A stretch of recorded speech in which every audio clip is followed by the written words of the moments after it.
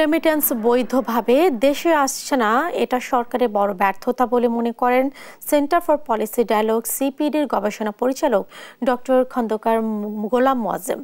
রবিবার সকালে সিপিডি কার্যালয়ে আয়োজিত বাংলাদেশ অর্থনীতি 2023-24 তৃতীয় অন্তর্বর্তীকালীন পর্যালোচনায় তিনি কথা বলেন। এ সময় বেসরকারি বিনিয়োগ কমার পেছনে সরকার দায়বদ্ধ রয়েছে এবং আগামী বাজেটে আইএমএফ এর শর্ত অনুযায়ী যেই আয়কর ধার্য করছে তা পূরণ করা সম্ভব হবে না বলেও মনে করেন এই গবেষক।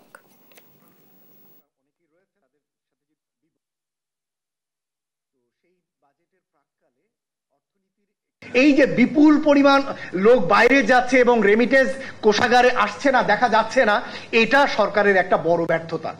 সুতরাং কিভাবে রেমিটেন্স ফরমাল চ্যানেলে আনা নিশ্চিত করবেন এবং তার উপরেও অনেকটাই নির্ভর করবে আমার কারেন্ট অ্যাকাউন্ট ব্যালেন্সের হিসাব এবং আমার ওভারঅল ব্যালেন্স ইমপ্রুভমেন্টের হিসাব। সুতরাং সেই জায়গাতে আগামী দিনে নজর দেবার প্রয়োজন আছে বলে আমরা মনে করি।